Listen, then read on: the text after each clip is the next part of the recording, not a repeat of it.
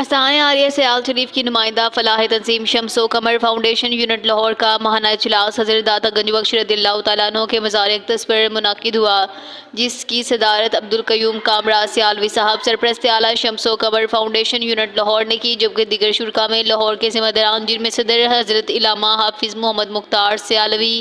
نائب صدر حضرت علامہ محمد سہیل شفیق سیالوی، محمد عاطف رضا سیالوی، جوائنٹ سیکرٹری غلام رسول سیالوی، فینانس سیکرٹری حبیب سلطان، اسسٹنٹ فینانس سیکرٹری سمیت دیگر کارکنان نے شرکت کی۔ اجلاس کا آغاز تلاوت کلام پاک سے ہوا۔ حضور سرور کونین صلی اللہ علیہ وآلہ وسلم کی بارگاہ میں ہدیہ نعت پیش کیا گیا، جس کے بعد حضور شیخ الاسلام حضرت خواجہ محمد قمر الدین سیالوی اور امیر شریعت حضرت خواجہ محمد حمید الدین سیالوی نے